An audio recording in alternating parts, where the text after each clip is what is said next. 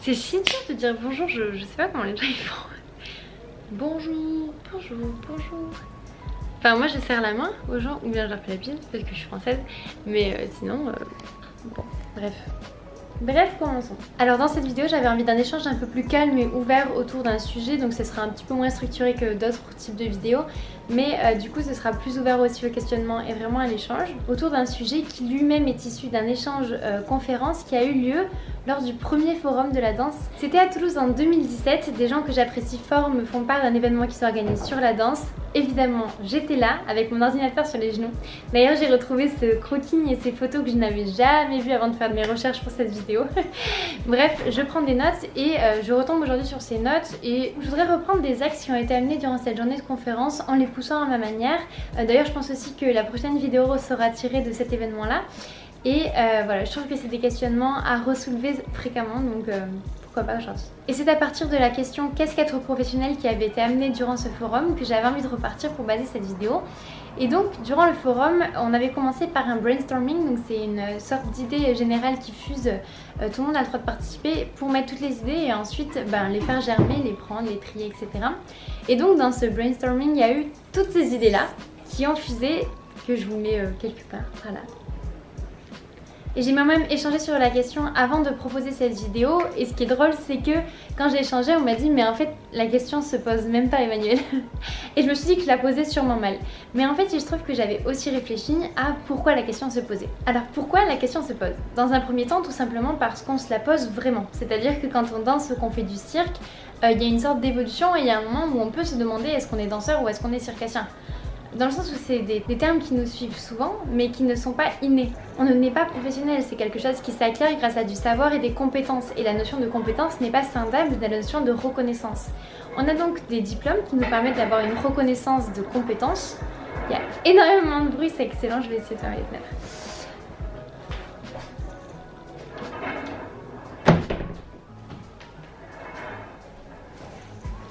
C'est la joie de tourner en plein cœur de Toulouse. Ouais.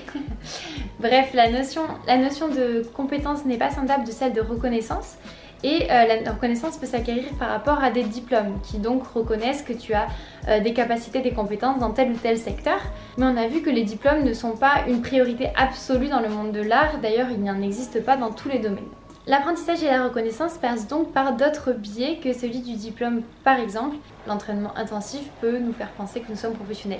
En effet, cette notion entre amateur et professionnel peut devenir floue parce que ce sont des secteurs dans lesquels on évolue souvent d'abord en amateur pour ensuite aller dans une transformation vers le professionnalisme. La frontière est plus floue que dans le commerce ou l'ingénierie où on ne fait pas forcément ça en amateur avant d'être professionnel. Ces pratiques contribuent peut-être à l'échange très bienveillant et ouvert qu'il peut y avoir entre amateurs et professionnels mus d'une même passion, mais permet aussi de troubler cette scission entre amateur et professionnel. On a d'ailleurs le terme semi-professionnel qui est parfois utilisé notamment dans des structures où des amateurs jouent dans des spectacles professionnels sans être forcément rémunérés. Alors est-ce que ça en fait des danseurs et des circassiens ?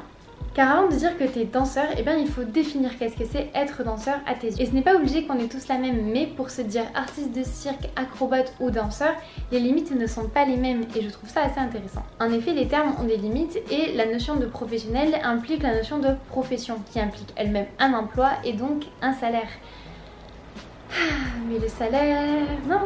La notion budgétaire est donc celle qui prime dans nos esprits, mais cette partie économique du monde de l'art paraît bien complexe et c'est beaucoup sur ça qu'a débordé notre échange personnel et ce n'est pas la direction que j'ai envie de donner aujourd'hui à cette vidéo. J'ai plutôt envie qu'on réfléchisse à partir de quel moment on peut dire que quelqu'un est danseur, circassien, artiste et professionnel. Le mot professionnel, comme on l'a vu, a lui-même ses limites et les limites du langage courant m'ont pas mal interrogée. J'ai beaucoup axé la réflexion sur les personnes qui sont sous la lumière, mais dans le milieu professionnel, quand on parle de pro, on pense souvent aux programmateurs, aux producteurs, aux gens qui s'occupent de la communication, de la diffusion, de la gestion budgétaire, mais pas souvent aux artistes. Et je crois que l'utilisation des termes peut aussi renforcer ce palier qu'il y a entre les gens qui sont sur scène et les gens qui sont hors scène, qui construisent pourtant ensemble ce monde du spectacle vivant. Les mots que l'on utilise dans notre langage courant construisent vraiment le monde qui nous entoure. L'impact neurologique est avéré et utiliser des termes flous ou erronés peut bloquer nos axes de pensée.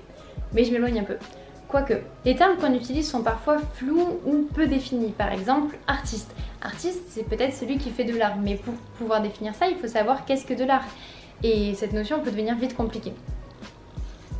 Oui, Si on ne sait pas le définir, on ne sait pas forcément en poser les limites et donc il est compliqué de savoir ce que c'est et si on en est ou non. Tout ça c'est un peu flou. Alors est-ce qu'on est danseur parce qu'on aime danser ou parce qu'on a une technique de fou ou bien parce qu'on fait de la scène? Mais si on a une technique de fou, on aime danser, on fait de la scène mais qu'on n'est pas payé, alors est-ce qu'on n'est pas danseur? Est-ce qu'on est artiste de cirque parce qu'on fait du cirque? Mais du coup c'est quoi le cirque? Et imaginons, est-ce qu'être acrobate c'est faire des saltos? Est-ce que, enfin voilà, est-ce que danseur, est-ce que circassien c'est une case restrictive? Est-ce que danseur c'en est une autre ou pas? Est-ce que les autres se lient? Est-ce que ces mots ont un sens? Est-ce que la vie a un sens? Je me perds un peu je crois. Ça c'est d'autres questions que j'ai peut-être envie d'approfondir une prochaine fois aussi, mais en tout cas chacun je pense à sa réponse. Personnellement j'ai ma propre définition qui est assez exigeante et très subjective mais que je me risque à vous partager car elle m'est apparue comme un éclair de pensée qui m'a éclairée pour la suite. Pour qu'une discipline puisse me définir ne serait-ce que partiellement, j'estime que je dois pouvoir m'exprimer avec. Je laisse l'ambiguïté que peut contenir cette vision en espérant qu'elle soit seulement un élément sur votre cheminement. Donc on a vu qu'être professionnel en soi c'était une question qui en posait encore beaucoup d'autres. Mais durant le forum de la danse, on avait principalement dégagé deux axes. Donc être professionnel reconnu par l'argent ou le diplôme, mais aussi le professionnalisme. Ce dernier point dégageait à lui seul trois axes. Être professionnel vis-à-vis de soi-même, des autres et de sa pratique. Le premier point, être professionnel vis-à-vis de soi-même, c'est réfléchir à sa façon de dormir, mais aussi de s'échauffer, de se nourrir pour sa pratique, mais aussi c'est accepter la critique, c'est pouvoir se remettre en question, réagir face à l'échec, avancer de cette manière-là. Être professionnel vis-à-vis des autres, c'est plutôt avoir un comportement respectueux, être ponctuel, assidu, pouvoir s'investir, en tout cas, voilà, montrer, pouvoir partager dans la bienveillance, s'il vous plaît, surtout en danse. Puis tout cela s'axe autour de la pratique, donc c'est pouvoir respecter l'art que l'on pratique, pouvoir peut-être en savoir l'histoire pour mieux la digérer, l'accepter, lui rendre hommage et être conscient aussi de savoir toute l'histoire qu'elle porte. Voilà, être juste dans ce que l'on propose et se rendre compte de l'impact que ça a d'avoir cette pratique-là. C'est aussi s'impliquer et prendre des initiatives par exemple. En tout cas, personnellement et actuellement, j'aimerais qu'on définisse plus le professionnel vis-à-vis de son professionnalisme plutôt que vis-à-vis de sa rémunération, quitte à ce que ça pose des questions sur la distribution des fonds. Le terme professionnel resterait ou peut-être deviendrait une reconnaissance de compétence, celle d'être dans un état de professionnalisme, plutôt qu'un émoi, une effervescence d'émotions et d'interrogations qui se pose d'autant plus dans ce milieu artistique où la reconnaissance semble parfois rare ou aléatoire et dans lequel ce terme reste parfois bloqué jusqu'à l'arrivée d'un cachet. Je vous invite à vous questionner et échanger sur ce sujet, j'espère pouvoir confronter ou conforter mes réflexions avec vous dans l'espace commentaire. N'hésitez pas à soutenir le projet en vous abonnant à la chaîne, à me faire savoir si la vidéo vous a plu et sur ce, passez une belle journée. Une belle journée. Mais c'est toujours compliqué de dire bonjour, merci, au revoir, belle journée. Allez, adieu. Hé hé, tchuss. Oui mon chien, tu viens pour la fin de la vidéo.